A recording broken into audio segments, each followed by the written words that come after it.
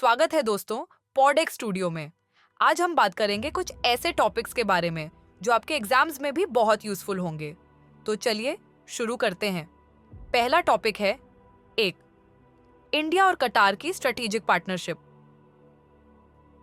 दोनों देशों के बीच नया समझौता। इन्होंने डबल टैक्सेशन अवॉइडेंस ट्रीटी पर हस्ताक्षर किए हैं, जिससे बिजनेसेस को डबल टैक्स नहीं देना पड़ेगा। साथ ही एक फ्री ट्रेड एग्रीमेंट FTA पर भी बात चल रही है, जिससे ट्रेड रिलेशंस और स्ट्रॉन्ग होंगे। दोनों देश एनर्जी, सिक्योरिटी और ग्लोबल फोरम्स में साथ काम करेंगे। टारगेट बायलैटरल ट्रेड को 28 अरब डॉलर तक पहुंचाना। लेकिन एक मुद्दा है, कतार में एक इंडियन नेवी ऑफिसर पर केस चल रहा है। ये डिप्लोमेटिक रिलेशंस को थोड़ा कॉम्प्लिकेट कर सकता है। टाइमलाइन क्लियर नहीं है, इसीलिए यह टॉपिक अभी सस्पेंस में है। 2. सुप्रीम कोर्ट का CEC अपॉइंटमेंट लॉ। अब बात करते हैं इलेक्शन कमीशन की। सुप्रीम कोर्ट ने कहा था कि CEC चीफ इलेक्शन कमिश्नर और EC को अपॉइंट करते वक्त राष्ट्रपति को PM, ऑपोजिशन लीडर और CGI की कमेटी कंसल्ट करनी चाहिए। पर 2023 में नया लॉ बन गया, जिसमें कमेटी में से CGI को हटा दिया गया। अब इस लॉ को सुप्रीम कोर्ट में चैलेंज किया जा रहा है। सवाल है, क्या यह प्रोसेस फेयर है? क्या राजनीतिक प्रभाव ज्यादा हो गया है? 3. CEC चयन प्रक्रिया की अर्जेंसी। CEC को जल्दी नियुक्त करने की जरूरत है क्योंकि चुनाव नजदीक हैं। सुप्रीम कोर्ट ने कहा है कि चयन पारदर्शी होना चाहिए। प्रधानमंत्री, ऑपोजिशन लीडर और CGI की कमेटी एक अच्छा स्टेप था, लेकिन अब CGI को कमेटी से हटा दिया गया है। यह कंट्रोवर्सी का कारण बना हुआ है। पब्लिक को डाउट्स हैं, क्या गवर्नमेंट न्यूट्रल रहेगी? 4. गवर्नमेंट वेबसाइट्स और AI हब्स का अपग्रेड। अब टेक की बात। सरकार अपनी वेबसाइट्स को मॉडर्नाइज कर रही है। एक कॉमन डिजाइन, जिससे नागरिकों को आसानी से पता चलेगा कि यह आधिकारिक प्लेटफॉर्म है।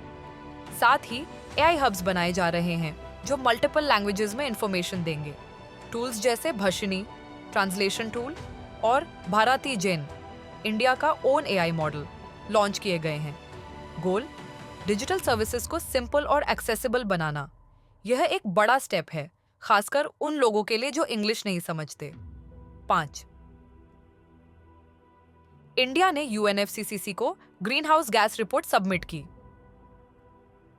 क्लाइमेट चेंज पर इंडिया ने अपनी latest report biennial transparency report BTR UN को भेजी है। इसमें 2022 के एमिशंस डेटा और रिन्यूएबल एनर्जी एफर्ट्स को डिटेल किया गया है।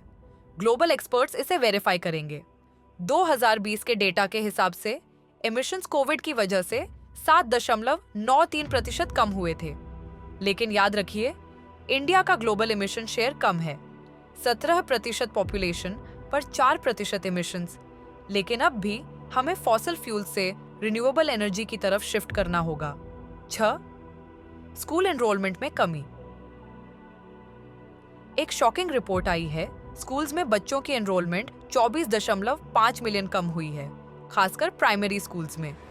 कारण फर्टिलिटी रेट गिर रहा है, अब 2.01। मतलब फैमिलीज छोटे हो रहे हैं। ये फ्यूचर वर्कफोर्स को अफेक्ट करेगा। कम लोग काम करेंगे, इकोनॉमी को नुकसान होगा। सॉल्यूशन बेटर एजुकेशन पॉलिसीज और पॉपुलेशन बैलेंस पर फोकस। 7. अर्थक्वेक प्रिपेयर्डनेस को स्ट्रॉन्ग करना। इंडिया को अर्थक्वेक प्रोन जोन्स जैसे हिमालयन एरियाज के लिए तैयार रहना होगा। सरकार का प्लान है साइज्मिक मैप्स को अपडेट करना, डैम्स और रोड्स को हाई रिस्क एरियाज में बनाने से रोकना और बिल्डिंग इंश्योरेंस कंपल्सरी करना। न्यूक्लियर प्लांट्स जैसे नरोरा को भी एक्स्ट्रा सेफ्टी की जरूरत है। साथ ही अर्थक्वेक टेक्नोलॉजी को ग्लोबल पार्टनर्स के साथ शेयर करना। ये सब मिलाकर डिजास्टर्स के इम्पैक्ट को कम करेंगे। 8. Rarest of rare doctrine.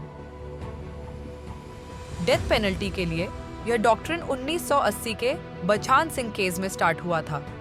Court ने कहा, डेथ पेनल्टी सिर्फ तब दी जाए जब क्रिमिनल के पास रिफॉर्म का कोई चांस ना हो। एग्रावेटिंग फैक्टर्स जैसे प्लान्ड मर्डर, ब्रूटैलिटी और मिटिगेटिंग फैक्टर्स जैसे एज, मेंटल हेल्थ को बैलेंस करना जरूरी है। यह एक सेंसिटिव इश्यू है, पब्लिक में इस पर बहस होती रहती है। 9. डिजिटल सेंसर बोर्ड का रिस्क। आखिर में डिजिटल सेंसरशिप पर चर्चा। आईटी एक्ट सेक्शन 69A के तहत सरकार वेबसाइट्स को ब्लॉक कर सकती है, लेकिन मोरालिटी जैसे वेग रीजंस पर यह अथॉरिटी डिबेट में है। 2024 के अपूर्वा अरोरा केस में कोर्ट ने कहा, ऑब्ससेनिटी का टेस्ट क्लियर होना चाहिए। प्रॉब्लम, सरकार का कंट्रोल ज्यादा और ट्रांसपेरेंसी कम। लोग डरे हुए हैं कि यह फ्रीडम ऑफ एक्सप्रेशन को अफेक्ट करेगा। दोस्तों, ये थे आज के कुछ मेजर अपडेट्स। हर टॉपिक अपने आप में एक इम्पॉर्टेंट डिस्कशन की डिमांड करता है। आप इनमें से क्या इम्पॉर्टेंट समझते हैं? कमेंट्स में बताइए। अगर आपको पसंद आया तो शेयर जरूर करें और फॉलो करें हमारे चैनल पॉडेक्स स्टूडियो को। जय हिंद।